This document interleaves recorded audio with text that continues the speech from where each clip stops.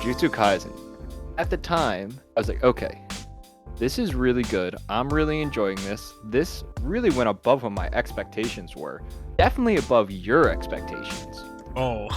It's not even done, but Joe, I can tell you, this is my favorite thing by far that I've watched this year. Maybe, like, this is top of the list. Like, this will go down, like, in future lists, whatever form they are. I'm going to be talking about the Shibuya arc, because this is so fucking good. I'm not even going to start off by talking about the episodes themselves. You fucking loved season 1 of Jujutsu Kaisen. I was like, it's fine.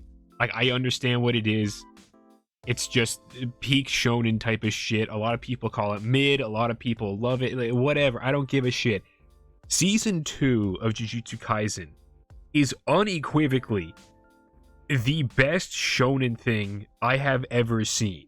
It's not even close. Like, it's incredible. And then you also have the shit that was also popping off where it's just like, oh, yeah, Mappa Studio is not a great place to work. The home environment's not very good over there. No, it is not. But I will say this. Shout out to all the people making it, because y'all do a fucking great job. In past episodes, we've brought up Bleach a lot, because, you know, we're the Bleach sluts. Like, we love Bleach. It's been releasing, but bias aside, I think I like this even way more than first season 1000 Year Blood War. Obviously, that had nostalgia, it had hype, it had so many things going into it, and it is good. And the second season is good too, but whoa, this is just a whole different caliber. It's doing everything right. It's doing everything better. Yeah, the thing about 1000 Year Blood War comparing to this, it's a little unfair, because even though 1000 Year Blood War is coming out now in 2023, it was made in the 2010s, early 2010s to mid 2010 era kind of thing. And this series is like born on top of Bleach. It's born on top of Naruto, Hunter x Hunter, all those other shonen stuff that came before.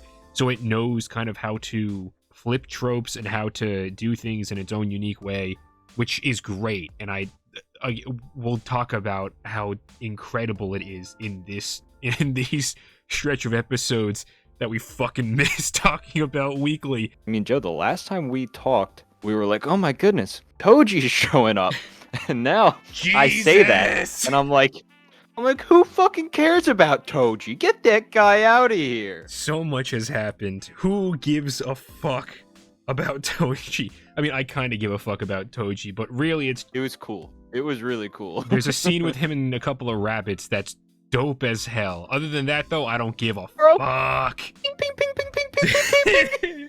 Someone just gets a fucking machine gun and just goes to town on a fucking petting zoo. That's what that scene was, Joe. And this isn't even storyline stuff. The visuals, the music, the goddamn metal guitar when the fight scenes kick in. I kept texting you. I'm like, they changed the style again. They just keep changing it. And it's not a bad thing. It's just like, holy fuck, how can you keep doing this? Each episode has its own unique style.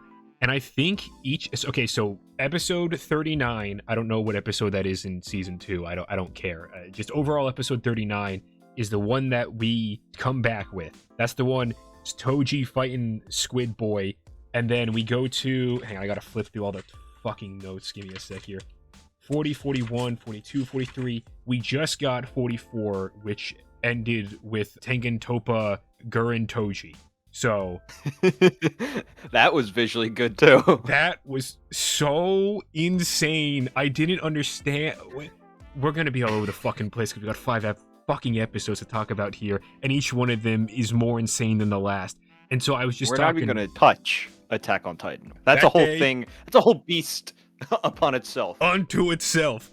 Oh my god, yeah, no, that would end in maybe 2024. Maybe we'll just release 2025 with GTA 6. That's also something that was big that happened. I don't give a shit about that though. Fuck GTA 6. Joe, we're 9 minutes into recording. I don't know how coherent any of this is gonna fucking be. This is perfect. Okay. All right, let's talk about Toji. Is there can we get into the details? Did we get it all out? We'll get into it more as we go along. We'll try and be a little bit more structured from here on out. But no promises. Last thing we were talking about, Fushiguro was like, everyone come to this hole that I'm making. And then Toji starts erupting out of this thing into the domain. And you're like, shit, okay, that's pretty cool. Toji fucks up the squid dude, man. He demolishes him. and everyone's just watching. Like, Daigon's like, what the hell? This dude's no cursed energy. I don't have time for him. And the fight scenes are awesome. Toji's just a pure devil. Old man Zenin recognizes him. You and I talked about this, like, oh, Fushiguro is probably going to recognize his old man. Has no clue who this motherfucker is. Maki literally asked the old man, like, yo, who is this? And he's like, a ghost. Like, I have no clue what is happening right now. But the fight sequence that happens, amazing. He's evil. This man is pure evil, relentless power. And when he starts sharpening the fucking weapon, I don't even know what it's called. There's like it's like the heavenly chains or some shit like that. And just stabs the fucking squid in the eye and just beats the shit out of him. And they like, the camera zooms into like the squid's hand where you see like the life slowly drain out of it. Oh my god. Something that I am going to gush about this entire time, and it's something that's like present in all of the episodes for season 2. It's using visuals in a visual format to tell the story instead of just doing the fucking anime standing there for 45 minutes and just explaining shit to us. You have some inner narration going on from Squid Boy, but for the most part, it's like he's not there going like, oh my god, I am close to death, I am going to die, no, I am being killed. Like, you might get a comment or two from him every once in a while, but when he's getting his ass handed to him by Toji, for the most part, it's just him being beaten up. And then, yeah, the hand, you see, like, there's tension in the hand, and then the hand goes limp. And you're like, you get it. You know what happened. He's done for. He's dead. He's been killed. Toji sharpening the cursed tool. The sound, horrible. I hated it. Perfect for what he was doing. Like, defiling, like, a holy artifact almost. And then also, the detail, they didn't have to put this in. But of course, they were like, let's just cook the hardest we ever can. And I'm like, why? Why do you cook so hard on something like that? You don't need to, but you do. The detail when he's sharpening it and the sound is coming out, and then you get the shot of the sand. The sand is like vibrating and moving rocks in it because of this sound. What kind of fucked up person has that much attention to detail for this type of thing? Like, it's incredible. I love it so much, and the care that is put into it, so fucking good. But so, like, the craziness doesn't even end there, because that's just like half of the episode. We get out of Squid Boy's domain because he's fucking dead, and then you're like, okay, where are they gonna go next? I'm thinking they're probably gonna be taking on Toji. Partially right. Toji yeets to Fushiguro and throws him out of a fucking window. And then Old Man Zenin, Maki, Nanami, all three of them are like, oh shit, we gotta go help him because that man is a relentless force of nature and we don't really know what his deal is. I mean, Old Man Zenin kinda knows what his deal is, but also not, because he's supposed to be dead. We also get, real briefly, an explanation for why he's still here even after the granny was killed. And it's something along the lines of, like, her technique is supposed to end when the cursed energy is expelled from the spear that's, like, brought back or whatever. Since Toji doesn't have any cursed energy, it's like a fucking infinite money glitch. So he's just there all the time. It's like he doesn't have any cursed energy to dispel. So oopsie, you summoned a spirit into this body and now you can't get rid of it. Okay then. But so Nanami, Maki, and Old Man Zenin are all there being like, we gotta go help Fushiguro. And then Jogo appears. And you're like, oh, we don't have to worry that much. It's Jogo. I mean, we've seen Jogo get his ass handed to him like all the time. He's not that big of a deal. And then you remember, well, I guess he's always fighting Gojo. And then he proceeds to burn all three of these characters in front of our eyes. And I was like, oh shit. Jogo is one of those people where he's such a punching bag because he's always taking on the badasses. So they make him look like he's nothing. But really, he's strong as hell. And you see it where you're like, holy fuck, Nanami just got fucked up. Maki just got fucked up, and Old Man Zenin had a chance. Nope. And he's ready to finish him when, somebody feels Sukuna around. Yeah, so it turns out, I don't remember who predicted this. One of us was like, maybe the girls are there and they're gonna feed Yuji fingers or some shit. That's exactly what happens. They have the one finger, they give it to Itadori, and Jogo is immediately just like, what the I sense the presence of a finger, and he runs over there. And the girls, he's like, get the fuck out of here. I think he tries to kill them. We think they're dead until they're not, because one of them uses her curse technique, which involves her phone or something. I don't know. It's never explained. You'll understand why it's never explained in a little bit, because something happened. They die. You know what happened. You're watching an episode where we're discussing 5 at one point. Sukuna fucking kills them. Anyway, Gojo, not Gojo. Fuck! Gege! Your names! Choose different names! Jogo has 10 fingers. And he's just like, all right, here you go, Itadori, have all 10 fingers. I want to awaken Sukuna for a bit. And I was like, wait, how many are in Yuji right now? There's like, what, 15 fingers inside of Yuji? At least 15. Yeah. We went from a little to a lot very quickly. Yeah. We thought that was going to be taking a while. There is no slow ramp up here. It's just, boom, exponential growth, baby. Sukuna wakes up. And you're like, oh shit. And he's just like, you all stand very high in my presence. And all 3 of them are immediately clued in. They all duck down to kneeling as a massive slash takes off the top of Jogo's head. Some great dialogue between the 2 of them. As I said before, the 2 girls are like, we want you to kill the brain inside of Gato. We know Gato's dead, but if you could just kill this guy, that'd be great. And we'll give you a finger. And Sukuna's just like, fuck you. Bang. Kills one of the girls immediately. The other girl tries to retaliate. I don't know what she was thinking. I mean, she wasn't. But then she gets, sliced and diced quite literally. They're gone. They're off the table. And then he makes a pact with Jogo. And Jogo's just like, hey, I just want you to be back. I just want to suck your toes or whatever the fuck curses do. And Sukuna's just like, if you can land a hit on me, I will do whatever you say. And Jogo's like, I just need to land 1 hit. And he's like, yeah, okay. And that fucking leads us into episode 30, not 39, it's just into episode 40. I gotta flip all my pages to get to episode 40, because there's a lot of other shit in this notebook. I didn't know how intense it was going to be. And like we had talked about Sukuna coming back, I forget how much I love Sukuna as a character. And the Sukuna Jogo fight, not only visually great, but storytelling wise, kind of building up Sukuna's character and his place within this world. I'm just going to say it right now. Favorite moment of the whole episode was the delayed audio on Fuga. Coolest thing ever. The coolest part about the episode is most definitely the moment when they face off with their final heat attacks. It's great. It looks incredible. The fight up until that point, I wasn't the biggest fan of, because again, stylistically it changes quite a bit even from like the beginning of this episode, because the beginning of this episode is Toji versus the Shadow Bunnies and all that sort of crap.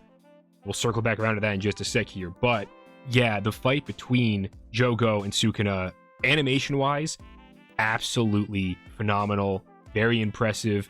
Personally though, as far as like the style of how everything looked, it's like one of the lower fights for me as far as like all the fights that are going on in season 2.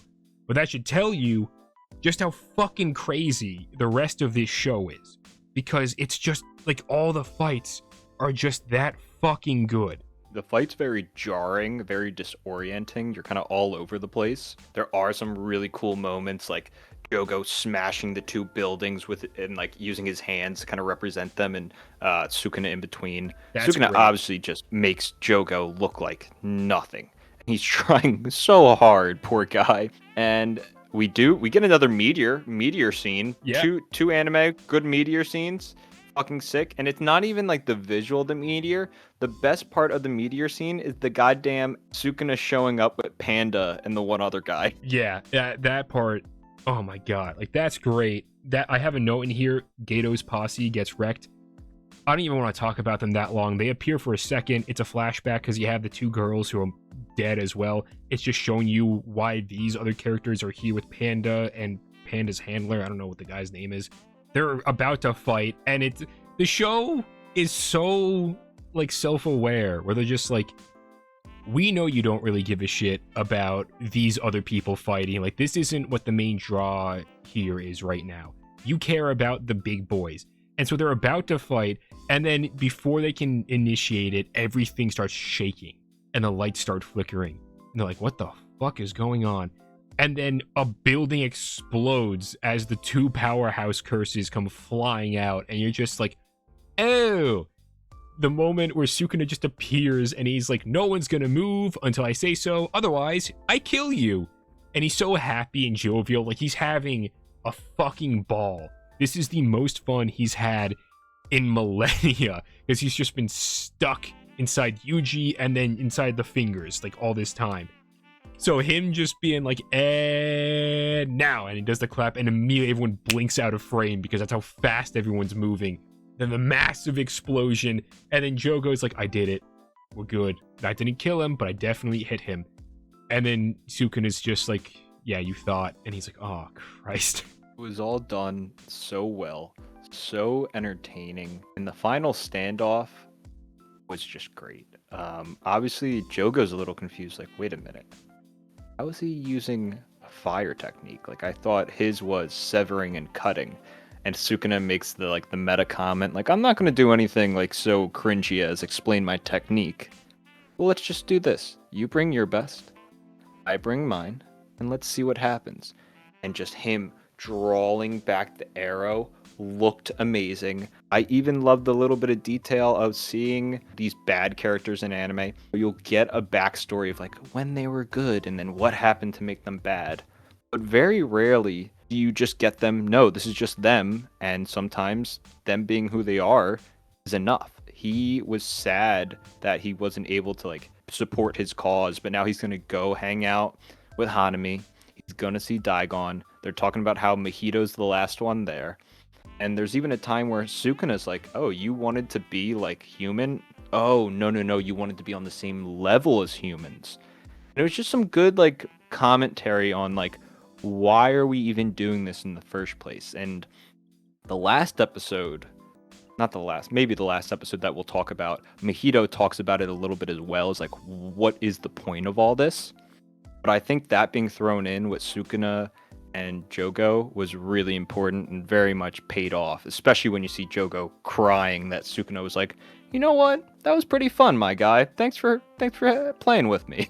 Yeah, that is something that I did appreciate, and I appreciate how like brief it is, a villain's backstory and where they started off and like how they got to where they are now. Like that, as you're talking about that, all I'm thinking of is Demon Slayer. Mm-hmm. Demon Slayer. Yep, that's exactly it. That's how they do like, it. But this is different. Like, Jogo doesn't need that.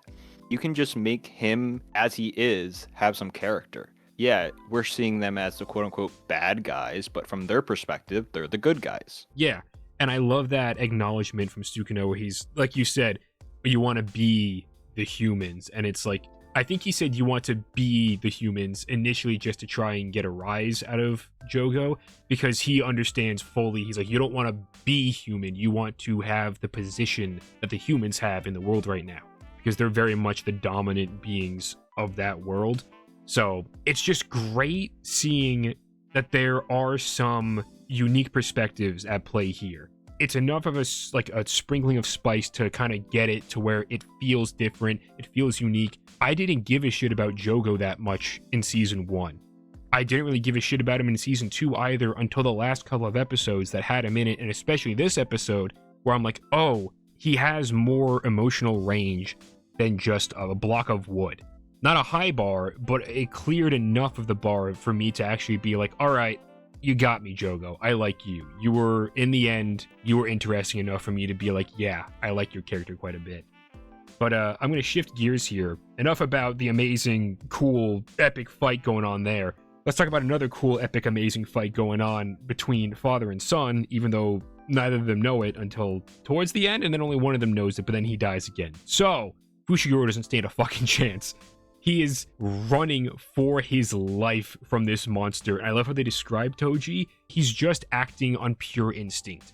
Like, there is no cognitive thought happening in his brain. He's a radar that finds the strongest person, and then he's like, I'm going after them. Which makes me curious, did Toji go after Fushiguro because he sensed he was the strongest?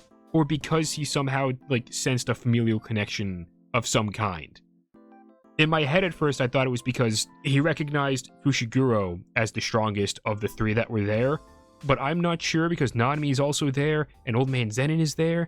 So I was like, is that a subtle way of telling us Fushiguro is actually just that powerful? I don't know. Yeah, I didn't think about it too much. It did cross my mind, like, why him? And it could be just a convenient, no, that's just the person he went for. But it seemed calculated. Why take him outside when you could have took everybody on inside? It's interesting. I don't know if it will ever come up. It's not a huge deal if it doesn't, but it does leave you thinking, why did he choose him as his next target? Food for thought there. Not much more I want to say about the scene except the fact that the Kung Fu rabbits fighting Toji is one of the coolest scenes I never knew I wanted. If you had said to me, yeah, you're going to get a scene of Toji again and he's going to be fighting a bunch of rabbits, I'd be like, why? But seeing it in practice, again, those animators, black magic, whatever they're doing. Each episode I watch, I'm like, this is the best one, and I'm going to have to expect like either a plateau or a dip in quality in the next episode. And then the next episode comes out, and then that opinion shifts onto that episode. It keeps shifting to the next fucking episode, and I'm like, how are you doing this? What is it you're doing? It was very good, very satisfying to see them fight each other and not know each other. Yeah. And the little realization of Toji finally recognizing who it was and then killing himself was so strange. Fushiguro is so confused. Because I'm thinking now, okay, Sukuna is just free. What is he gonna do? Fushiguro, quote unquote, defeated Toji. But of course, the fucking little wimpy boy comes back. Discount. And Joe, discount Edward Elric, yeah. Yep. You called it right. We learn his goddamn, his power, his miracles. I'm kind of annoyed he's coming back, but in retrospect, I get it. Sukuna meets up with one of his followers, who I've never seen this person before, at least I don't have a memory of, but Sukuna's very happy to see her. And you're just wondering, where do we go next? And where we go is, we're going to learn about the shadows, Joe. The Shadow Realm. We're going to learn about the Shadow Realm. We're also going to see perhaps the greatest fight ever in Jujutsu Kaisen history, and perhaps in all of Shonen history, because, oh my god, episode 41 should just be called the Sakuga episode. They're all Sakuga episodes, to be fair. But this one is, I don't even know how to describe it, except it's fucking crazy. But it doesn't start off that way. So, okay, backing up to the beginning of this real quick. Episode 41 starts off where episode 40 kind of leaves off, at least with the Fushiguro shit, because Fushiguro's been stabbed by his spirit daddy, whatever, it doesn't matter. And so he's got a big gaping hole in his stomach. Discount Edward Elric is like, my opportunity is now, and he starts coming in and slashing him up. He's like, I'm just gonna kill you, because he's a fucking dipshit. Fushiguro fucks off enough and distracts him enough to be like, I can do a ritual summon for my 10th shadow boy. And Discount Edward Elric's like, what? I don't know what the fuck you're talking about. And he's like, I can do it with someone else in the room as well. And you're like, what the fuck? So he does this ritual summon. So many of these drawings in the beginning of the episode look so fucking wonky. I'm thinking specifically the shot when Fushiguro is like on his one knee and he's like holding out his hands in the position like right when he's about to do the summon, and it looks like a toddler quick like scribbled out Fushiguro's shape in like a weird abstract form.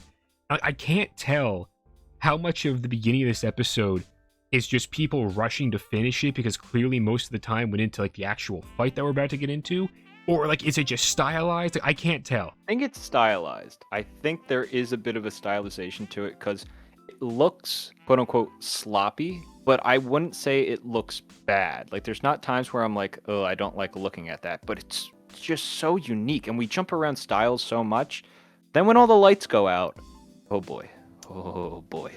Yeah, once the Divine General, aka Maharaga, aka Big White Man shows up, oh my god, it becomes an entirely, like, the atmosphere completely changes. Sukuna, he's talking to his side hoe, and I think we see her in season 1 on the beach with like Gato and all the other curses. Doesn't matter, but he senses the presence of Maharaga being summoned, and he's like, I gotta go check that out. He goes over there. He saves Discount Edward Elric just in time, because Fushiguro already has gotten the backhand and has been sent into the fucking wall. If this were Looney Tunes, he would have left a Fushiguro-shaped hole in the side of the thing. So he's basically dead, except for the fact that since the ritual is going on, he's like in a suspended animation state. I don't know. It's just the way to explain how everything is still happening and how Fushiguro isn't dead yet. And then it's just Sukuna is like, okay, if Fushiguro is to live, I have to kill this thing. So I'm just going to kill this thing. And then the next 20 minutes are just us witnessing pure divine destruction. It was so entertaining. Again, another one of those moments where my mouth is just slightly open for 20 minutes watching this fight, and Sukuna is just having so much fun. The fights, the scale, the destruction of Shibuya is so satisfying. Seeing Sukuna have to like actually try is so great. I loved Mahorga. The thing doesn't talk. It's just pure destruction. Joe, you're saying this is the best one. Does this beat the blood fight for you? That's the thing. The fight between Chozo and Yuji, I think that entire episode as a package is my favorite episode still, except for maybe one in this stretch that we'll get to a little bit later on. But that one, just as a whole package, like the entire thing, just consistently looks great the entire way through. This one, like I said, the beginning for me is a little bit more like, the best way I can describe the animation in the beginning is like grody. And whether that's intentionally or whether that's the animators were rushed and just had to fucking throw together whatever they could, I don't know. All that's kind of like, okay. And then you get to like the actual fight. And the actual fight of this episode is just so crazy. And I respect it so much because the Chozo fight, clean. This episode, they do so many weird and unique things that it just has my respect on a whole nother level. The point when Sukuna starts to summon his domain, the animation of that, the amount of different styles it flips through, like not just in the fight itself, because the fight itself, you flip through like, oh, it's almost like every cut you have like a different style of something going on. They're just like, animators, whatever you want to do, just make it look sick as fuck. And everyone was like, homie, we fucking got you. And they put in the work and they did it. If you look at each shot, just sequentially, which, I mean, that's how you have to watch a show. Shut up. It's almost insanely jarring going from one shot to the next with it looking that different. But it works, because that's like the entire fight. It's just that crazy. Malevolent Shrine, him summoning it, the slow-mo of his hands coming together, and his face is mostly covered in shadow, so you just see his smile widening as he's putting the fingers together. And then once Malevolent Shrine is actually activated, the animation of like the skulls and the actual structure coming out of nothing, insane. The moment when he's summoning the fire again, and you just see his hands start to burn, and then you see all of the surrounding structures start to heat up, and you have the music playing, and it's like some ritualistic chants almost, and you're like, what the hell is happening? And then you get the shot of Mahoraga walking in the fury of blade cutting, and he looks like he's just a bunch of color blocks that are just writhing around like snakes in a human form. Yeah, dude. This just puts into perspective how strong Mahoraga is. Mm-hmm. And the domain looks amazing. You have the old woman doing the voiceover with the explanation of how his techniques work, how the domain works, the fact that he had to limit the size of the domain so that Fushiguro didn't get caught. My man Sukuna really likes Fushiguro, and I can't wait to find out why. We get a flashback of Gojo talking to Fushiguro that kind of hints at the fact that if there's one person that can kill Gojo, it's Fushiguro because of his technique, but it would have to be like both people die. So that's interesting. Definitely something for way later. I'm going to call that now. And Sukuna's obsessed with keeping him safe.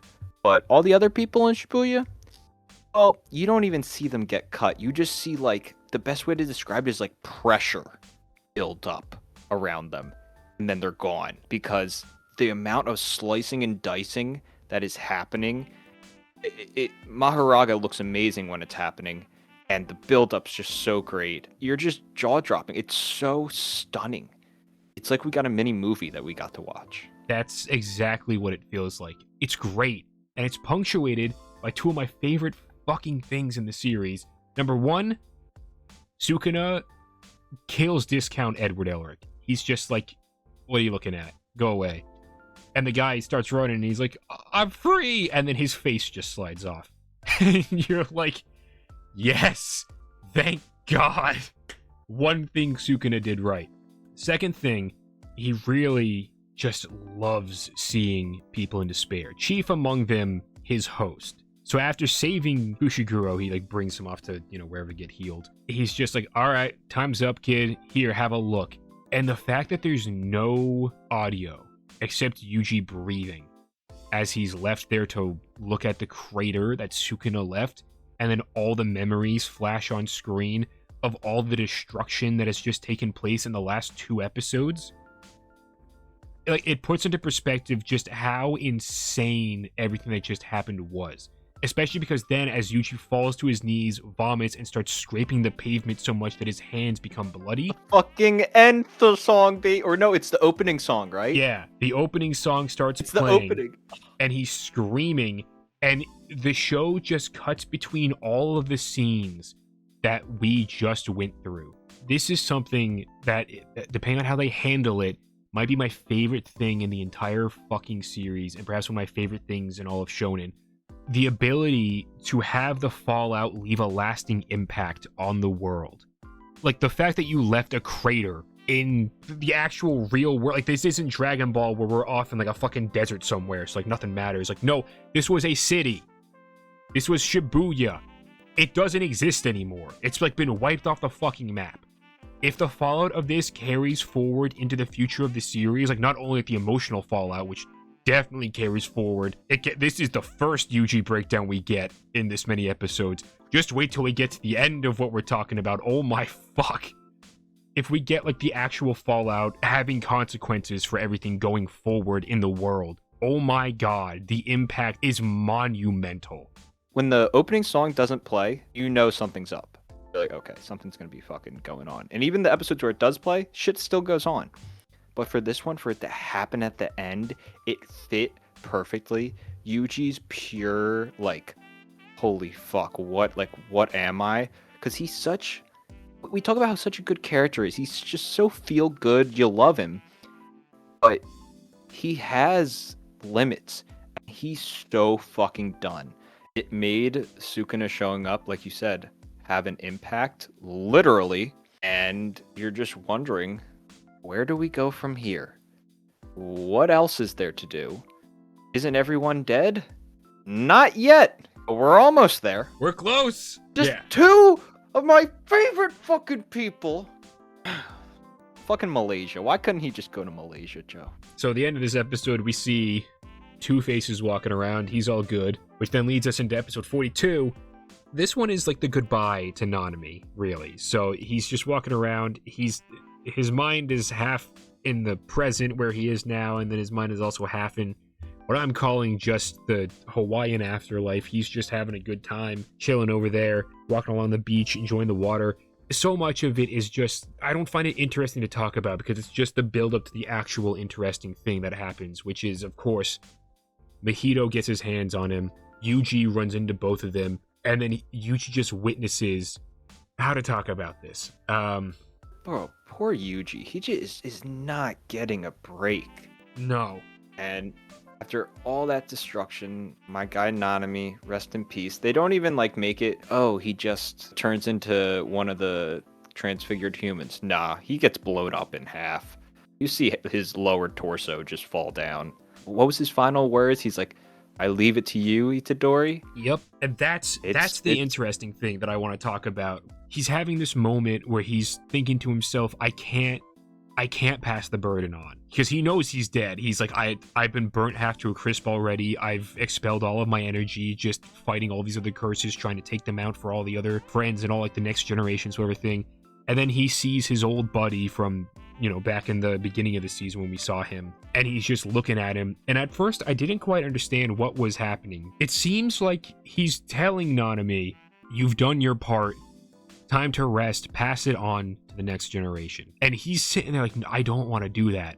I don't want to be the kind of person who passes these problems on to the younger people. But he's done. He's at his end physically and emotionally. Like, it's just, he can't do anymore. And so his last words are to Yuji, and it's just, I leave it in your hands. And then he explodes. And Yuji's just there, and he screams at Mahito, and Mahito's response, such a fucking bastard.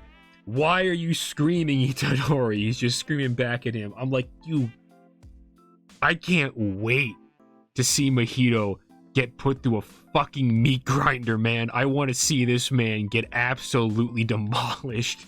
Dude, we talked about how much we loved Nanami. The man rocks a suit, and then we got to see him shirtless. Yuji literally goes from seeing the destruction Sukuna does to then the next thing he sees is Nanami exploding, and slowly but surely Yuji's getting angry. He's just getting fucking broken down. And we already hate Mahito. Mahito is one of those characters that you love to hate, especially in these next couple episodes. He is the worst, and I cannot wait for him to get what's coming to him. Does the episode end with them building up the fight? The episode ends with them actually fighting, but that's something that I did want to comment on with this episode. Like, the fighting begins, and there's some cool, interesting stuff in it, because again, God bless every single one of these fucking animators, these storyboarders, the sound, like all the people actually being creative and putting in work to make this shit are putting their A game in. But this is definitely, aside from the Nanami death, this is an episode that serves to lay the foundation for some of the stuff that's going to come in the next episode and even the episode after that. They start fighting. I know it doesn't feel super impactful to me yet. There's some conversation going on between Mahito and Yuji, but the episode actually ends with the realization that, oh, Nobara is facing off against the double, which then leads us into episode 43, where we get the actual fight between Nobara and Mahito. The actual fight with Mahito and Yuji, nothing too crazy to talk about. There's a cool scene where they're like walking slowly to each other as like the passageway is getting more and more narrow. And there's a lot of the dialogue, not necessarily in this episode, there's a little bit. It happens much later on between Mahito and Yuji is interesting because Mahito keeps saying, "You are me." Like, the difference between us, you don't hesitate to kill a curse, I don't hesitate to kill humans. What's the big deal? And later on in an episode, he talks about, like, do you not realize what the point of all this is? Like, why we're fighting? This is like an ideological war, but that's much later on. And that's kind of what this end of this episode is setting up. But yeah, the big reveal is Nobara, my girl, she's back. I am so happy. I'm like, cool, she gets to take on a twin Mahito. We get to see Nobara flex a bit. And we do. We do. And I can't wait to talk about this episode because I have never been so angry, upset at the same time that I'm going to need a goddamn Wawa sandwich before I talk about this.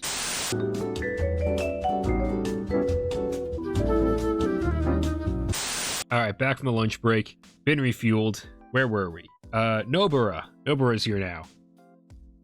And now she's gone. Anyway, moving on to the next episode. Too fucking soon. We finally see Nobara actually getting to do something instead of getting a fucking concussion, which, shouldn't she still kind of be concussed? Like, it's only been like an hour. She got healed. Remember, they have the healer over there? Oh, sure. She got healed up because she did get stabbied too. All right, yeah, so she's fine now. But yeah, she's fighting against Mahito. She runs back into the dome. She's just greeted by the fucking crater. Yeah, that was a nice, what the hell am I getting myself into? Yeah. Hell, Nobara. You're getting yourself into hell is what's happening. It was nice seeing her get the fight. And she's kind of just been sidelined or embarrassed this season. And we love Nobara. We love Kugasaki. Like, she's just so cool. And to see her get the flex a little bit, like Mahito be like, oh, I can take this person on easily.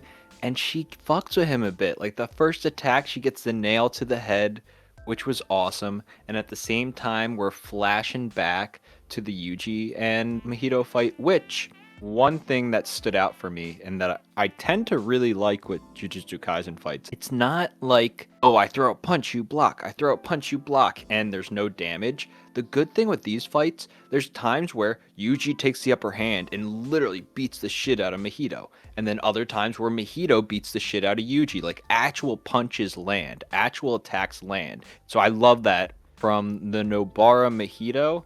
Yo, when she lands Resonance, made me so happy. And we get to see her crazy face. Oh, I was smiling so much.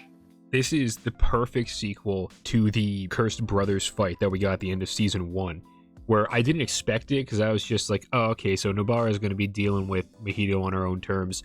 But her resonance that she ends up using on the Mahito clone, how it affects main Mahito, allowing Yuji to get the upper hand, that just felt so good, especially when you have these animators going ham, turning Yuji into a fucking ink demon that proceeds to beat the shit out of Mahito after he kills Nanami. It's so good. Like, the way that there's the one shot where you get the POV from Mahito where Yuji has fully red eyes, kind of similar to like how they animate Mahito in a couple of scenes, but like his eyes are just red circles, and he just throws the punch, and you get the shot of like his feet doing the little like the change up, and just the ink lines, how they're drawn. So much style, so much flair, so much unnecessary flexing on Mahito. It's so good, and he just lets him have it. And it's so satisfying because at this point, you hate Mahito. So when all these punches are landing, it's so great. And Yuji's talking about how good he feels because he's feeling so alone. He's like, oh, Nobara's here. She's helping me out. God, it feels good to have someone on my side. Fuck you, Jujutsu Kaisen. Fuck you all for making me feel good. Man, pour one out for Nobara. What the hell? This is on the roller coaster, this is the slow ticking up. Like, we've ticked up, we're feeling, we're good, we're at that high point right now. And that's precisely because they've cut out the drop, so you just fall off into fucking despair. Because Mahito, the bastard, he just leads Nobara down into a trap. And Yuji immediately, the moment he sees her, he's like, no. No. Wait. Anyway, despair is the best word I can use to describe how I feel after what happens next. Because, of course, Mahito just does a quick little grab of her face, and then the rest of the episode is just a flashback from the perspective of not even Nobara. It's from one of Nobara's friends from her town. And so you just get to watch Nobara as a little girl. We even get to see the woman that she looked up to from that flashback in this episode and what she's doing currently in like an office building somewhere in the area. And she's just like, oh, I wonder what those two girls are up to now. And then, of course, you cut back to that shot that's from the OP that I'm always like, what the fuck is the deal with this? Where she's holding her face and covering her eye. And she just goes to Yuji, it's a pretty good life. Tell everyone else I said that, okay? And then her face explodes and she falls like a rag doll onto the ground. And Yuji has his third mental breakdown. Obviously, I'm not happy this happened. I love Nobara. But they did it in a good way. Like, storytelling wise, I appreciate this. Like, it makes sense. If you're not a big Nobara fan, you're like, this was a really good emotional episode. If you like Nobara, you're drinking bourbon for breakfast at this point. And it's okay. It's okay. It's not okay. But I actually thought when the two Mahitos come together, I'm like, oh, cool. We're going to get like a Nobara Yuji tag team fight against Mahito. I love this. I would love to see that. This is going to be sick. And Yuji has this inner dialogue where he's like, oh, they're going to mold back together. Nope. It was a trick. When that hit me and you see it hit Yuji and just the quick slap of her face, I knew it was over. I knew there was no way we were getting out of this. And thank God, before Yuji runs up to go, like, check if Nobara's okay, he, like, beats the shit out of Mahito, and you see, like, Mahito in the background, like, on the ground, like, fucked up. Like, that at least felt good. The flashback, I'm happy they did it. It wasn't too much. It was just enough. You're already going to be sad it's Nobara, but if you're not a big Nobara fan, this is, like, what's supposed to bring you in a little bit. The classroom, seeing all the homies, the little turn, being like, you know what? It was a good life. It all, oh, damn it. Mahito's technique is just so repulsive when you see, like, her face do the little, like, swiggle, and then it explodes. And the final line is just Yuji going, Kugasaki? Because this poor fucking guy can't take it. Yeah, this one hurt. Nanami was pretty bad. But this one I was not expecting, and it really, like, god damn it, why her? Why her? Before we got the latest episode, at the time of recording this, I was convinced that she was dead because there is a hole in her Completely head. convinced. Yeah. Latest episode kind of all but confirms, no, she'll be fine. She just won't have an eye. Because one of the guys from the Kyoto school is like, I stopped her from getting worse or whatever the fuck. They try and like keep some tension, being like, don't blame me if she still dies. She might, because she could definitely still die. But she's technically stable for now. And you're just like, okay, so she's fine. She'll be coming back just with an eye patch or whatever the fuck. So it's like, okay, but the way it's directed and the way everything else has gone in the series thus far, kudos to them. I fully believe she was dead. And of course, we have to see it again happen in the opening of the episode. You see the blood fly on Yuji's face. You actually get to see what Nobara looks like with a fucking gaping hole where her eye and like top of her cheek should be. And she's just dead. And, oh, I can't believe the fucker did this. You get a fucking camera angle from the gaping hole looking out to Yuji. When I realized that, I was like, disrespect.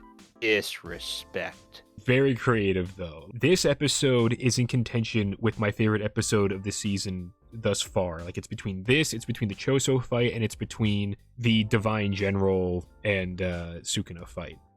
But this episode, it opens up with a wonderful juxtaposition where you have a flashback to the trio. They're all sitting around. Nobara accidentally spills some coffee onto Gojo's shirt. They're all like, oh, it probably wasn't that bad. Expensive of a shirt, and then, you know, Fushiguro looks it up and it's like, oh shit, it was. Gojo comes in, he's like, hey, what's going Fushiguro, you want to tell us something?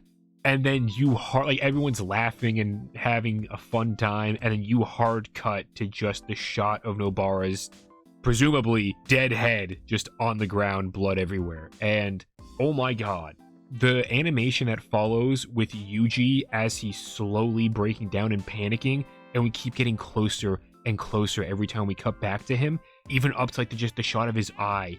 The way the ink lines are drawn, there's so much frantic energy composed in them. Like, it's just enough where everything is held together. It's like right before he explodes, whether that's he explodes into sadness, he explodes into rage, or whatever it is. There's so much volatility just held together. It's so well constructed. Not to mention then, you have Mahito sprinting at him, just claiming victory because he's like, I did it. I broke him. I took his batteries out. I kicked his circuit board. Whatever you want to fucking say. Yuji's not responding. Do you want to close tab and report the problem? And then you get just the wide shot of Mahito with the cursed energy in his fist. Slow-mo. Bringing it up to Yuji, and you're just like, oh shit. And the motherfucker lands a black flash. I didn't even know curses could use black flash. Dude, it was the breakdown. You're like, damn it, this is Yuji's third breakdown in like an hour. Mahito is like, I love this. I am so smart. I'm a great curse. And of course, the first fucking black flash we see this season is Mahito. Fucking disgusting. God, you're right, Joe. This episode is really good, but also really, really tough. And Yuji just gets fucked up by Mahito. He's just having fun because, like you said, he's broken. I don't blame him. Mahito brings up these points of like what this is all about. This is war. This is our ideological war of what we think is right or wrong. We both think we're right, and it's just a matter of we have to fight to decide who's going to be the winner. And he's beating the shit out of Yuji. He makes his little scythe. He's like, look, dude, in time, I'll forget about you too. And then as soon as he's about to hit, he disappears. But not with just a little bit of audio of a clap. And I paused. I pause this fucking show. And I go, did I just hear what I think I heard? I replay it. I listen. And there's a clap. And what does that clap mean, Joe? Motherfucking Toto. The coolest fucking walk-in that I have ever seen. Leave it to Toto to show up with this bomb-ass speech looking like a badass to bring his brother back from the depths and just reinvigorate our souls. I love this man. Dude, I want Toto's autograph. I need a hug from Toto. This dude's the fucking bro. He is so cool, and his introduction into this episode is so phenomenal. I like what you said, like bringing Yuji out of like the depths of despair, whatever it is you want to say, because that's what's happening here. We had the roller coaster went up, Yuji and Nobara fucking up Mahito, then the roller coaster dropped into the fucking ground after Mahito, touched Nobara when he really shouldn't have, and now the roller coaster's coming back up again. And yes, oh my god, the smoothness of his walk-in, like after he saves Yuji, and his theme playing in the background, and how like the color of the show for this episode was entirely muted in the beginning. So much so that like you couldn't even tell like Yuji's uniform was blue, like it just looked gray. And then the moment Toto comes in, the lights overhead, there are like god rays coming out of them. Like you've just turned on ray tracing and your fucking graphics card is overclocking everything. And there's like sparkling dust like flying through those lights, and the color is back. And Toto, oh my god, has never fucking looked better than he does in this episode. Like season 1 Toto is a wall of a man. He is drawn like a fucking rectangle, and he looks really good there.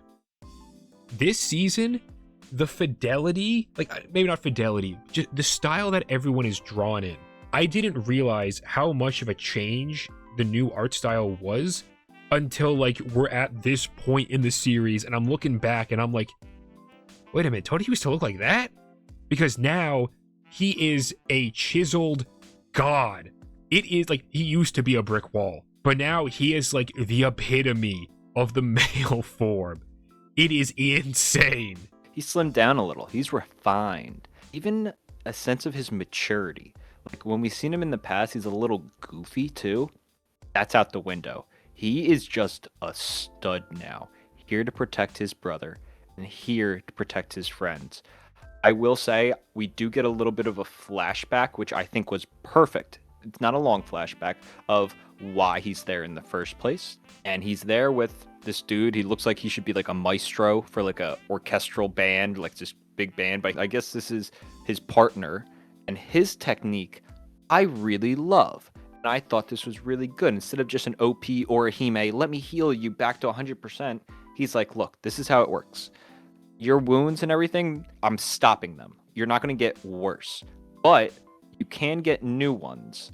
Also, that girl over there, I'm going to try and help her out. She's not dead yet, but she's pretty much gone. So mystery, which at that point I'm like, all right, don't fucking toy with my feelings. Don't toy with Nobara, but thank you. She's not dead. I'm a little bit upset because the impact of that is now forever lessened. Every time I go back and rewatch that, I'm going to be like, okay, well, I know she's not really dead, sort of a thing. Kind of cool because we get to keep her. Kind of not cool because it kind of tarnishes the impact of that in the future. But you know what? We'll see where this goes, because perhaps this entire event will just have a massive impact on her character, and that'll change and evolve, whatever. I'm getting too much in the nitty-titty details of all this stuff. Anyway, Yuji is in the field position. He's not having a great time. He's done. He's had 3 breakdowns. He's watched a bunch of people die, a lot of them at his hand, and he's like, you know what? I just want to die too. I thought I could redeem myself by trying to save as many people as I killed when I was Sukuna. I can't do it anymore. Everything sucks. And then Toto's like, brother, those people, yes, they died. Their wills carry on with you, though. You've got to get up and keep fighting for them. Yuji just understands immediately. He's like, you know what? You're right. Let's get up. Let's do this. Let's keep on fighting. And we proceed to get... It's just another great fight. I know that sounds kind of dismissive. I don't know what else to say here. It's a really good fight. It's the boogie fucking woogie. What the hell do you expect? It's Boogie Woogie Part 2, Electric Boogaloo, Joe. It's phenomenal. It's so good. It looks great. Because at first, Toto's just kind of like playing with Mahito. Mahito's like, what the hell is this dude? And he's trying to figure it out. And Toto's paying him no mind. There is a really cool kick a slide and kick up, which is satisfying. And he's talking to Yuji, trying to get him in. And he's like, look, take your time. I'll handle this guy by myself for a little bit, but you stay down there. And we get some one-on-one fighting. It's really nice, intense. And then finally, Yuji comes back up and he's like, brother, Oh God, I just love it. I love how he makes Yuji feel. I love how he makes me feel. They're such good brothers. They're awesome. Him ripping his shirt off and Yuji doing the little like cracking the neck and the oh, like okay, I'm in it. Let's focus. Let's do this. They are fucking brothers at this point. They're more than brothers, and I love seeing them get together. It is probably my favorite thing to watch in Jujutsu Kaisen. Yeah, the Battle Brothers, the Boogie Woogie Brothers, whatever the fuck you want to call them, phenomenal, fantastic. I'm going to slide away from that real quick just to talk about the train scene that we get with the Kyoto students. Again, the art direction, the storyboarding, the animation, the compositing with all the lighting and the colors and everything, unbelievably hard. Like, there is not a single section of this episode that I think kind of drops the ball for animation or anything like that. It is just all incredible. And again, we're just sitting there with the little Mekamaru badge and Miwa, and they're just talking. No one's throwing punches. No one's doing a black flash or transmuting into a fucking demon. None of that. A fucking badge, Joe. A little fucking face on a badge. And it's just Mekamaru explaining to her, hey, so I made sure that you and all the other Kyoto students, except for Todo and Maestro Man, were off because I calculated that you would all probably die. I couldn't let that happen. And I love that. It's like The Last of Us. It's like a bajillion other things. Do you damn the world to save the one person that you love kind of a thing? And that's what Mekamaru did. He saved the people that he loved. Shibuya be damned. It's so good. Especially because the entire season, we've kind of been getting this build-up between Mekamaru and Miwa and just kind of seeing the relationship wanting to evolve. Like, the little feelers being put out there. Clearly, we knew Mekamaru had feelings for Miwa. We could also kind of pick up that Miwa also kind of was like, I want to get to know you better. I want to hang out with you a bit more, that sort of a thing. But then this, I don't think I've ever felt so much watching, like, a tertiary character.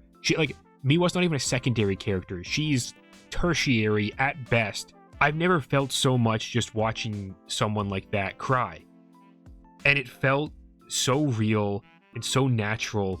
There was nothing forced, even though they had such minimal screen time. And it was beautiful. And it's just inserted in this episode where we're already dealing with Yuji losing his mind because he's watched so many of his comrades die. And then Todo shows up and starts just throwing hands and doing the boogie woogie again. And it's just, how do you just put something like this in the middle of that?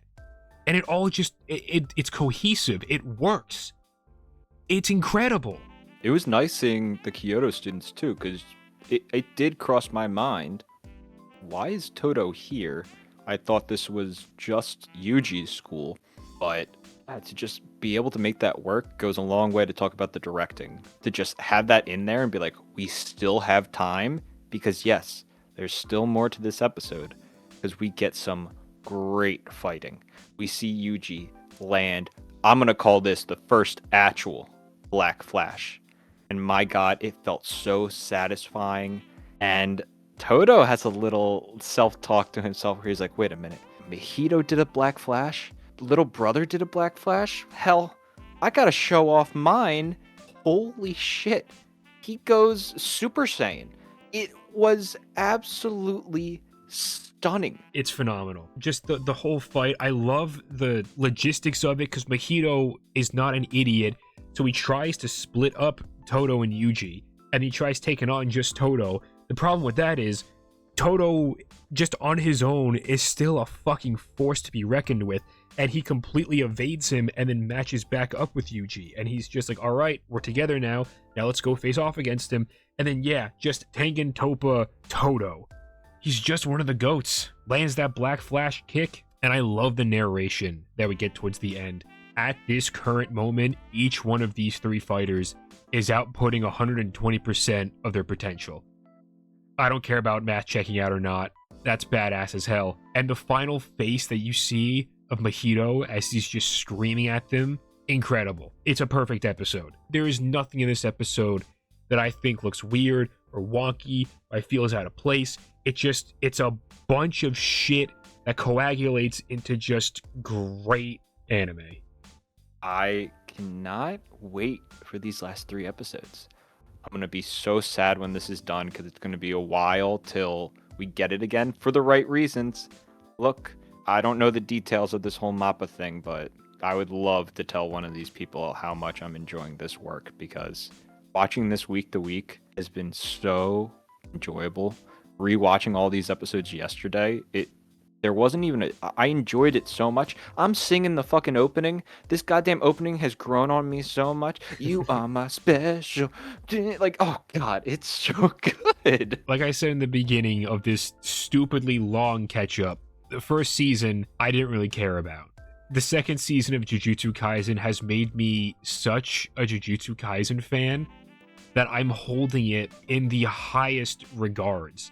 Season 1, I'll chuck into wherever the fuck I need to chuck it into. It's fine, it's okay, it's good.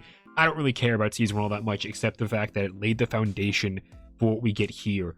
Because Season 2 is a fucking triumph. Even if these last 3 episodes pull like a fucking Ava, and for one reason or another they kind of like go all over the place or get insane, the quality of the stuff that we have already gotten through the troubling production, to say the very least, about what they've had to go through, God bless every single fucking creative who works on this series. You've done it at this point. You've made something incredibly special. I hope you all get to sleep. I hope you all get some good food, kiss your loved ones, and I hope, for the love of God, you get to work on something wonderfully fulfilling in the future that is not soul-crushing because of the schedule. Please, I pray. I hope to God you're enjoying Season 2 just as much as we are. Send animators, send directors, writers, whoever, creatives on this show. Send them all the love you possibly can. Tell the management and the schedule setters to eat a dick. With all that being said, everyone, always remember, we'll love you, we'll leave you, and goodbye.